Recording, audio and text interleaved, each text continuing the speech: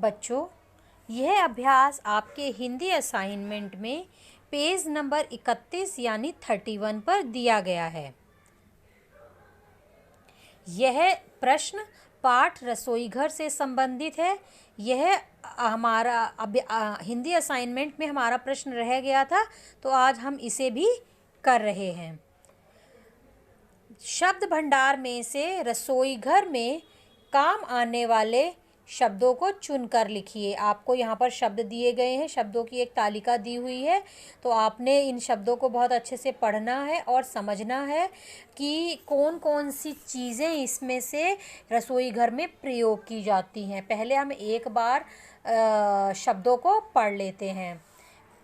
कंघा, घी, कढ़ाई, गिलास, किताब, फूल, साइकिल, बैग, बेलन, आटा, कागज़, कटोरी, पेंसिल, चिमटा, चूल्हा, थाली, चम्मच, साबुन।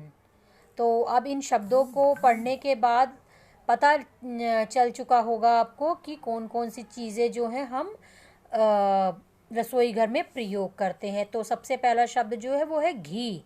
घी को हम रसोई घर में इस्तेमाल करते हैं। उसके बाद है कढ़ाई। कढ़ाई एक बर्तन है। गिलास पानी पीने के लिए इस्तेमाल करते हैं। बेलन रोटी बनाते हैं उससे हम। आटा, इससे हम रोटी इसको सान कर रोटी बनाई जाती है। उसके बाद है कटोरी। जब हम खाना खाते हैं तो हमें कटोरी की आवश्यकता होती है। उसके बाद है चिमटा, रोटी सेकने के काम आता है। चूल्हा, इसी पर खाना बनाया जाता है। उसके बाद है थाली, खाना परोसने के काम आती है। चम्मच, दाल सब्ज़ी खाने के काम आती है। तो ये सब चीज़ें जो हैं वो हम अपने रसोई घर में इस्तेमाल करते हैं। यह पेज नंबर 31 पर दिया गया है। अगला पेज है पेज नंबर 32।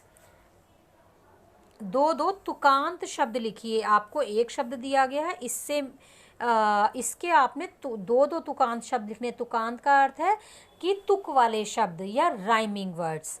पहला एक शब्द दिया हुआ है सोई, तो सोई शब्द का तुकांत शब्द हो सकता है रोई, खोई।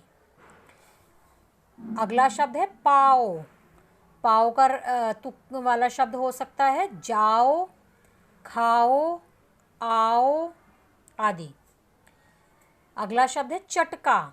तो चटका शब्द का तुकांत शब्द हो सकता है झटका, लटका, खटका आदि। अगला शब्द है बिल्ली। तो बिल्ली शब्द का तुकांत शब्द हो सकता है दिल्ली, खिल्ली आदि।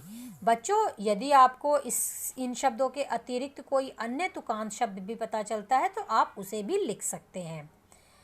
प्रश्न 5वां है, दिए गए विकल्पों में से सही उत्तर चुनिए। पहला है प्रश्न, रेलगाड़ी कहाँ चलती है? सड़क पर, पटरी पर, आसमान में या गली में? तो सभी जानते हैं कि रेलगाड़ी जो है वो पटरी पर चलती है, तो दूसरा विकल्प इसका सही उत्तर है।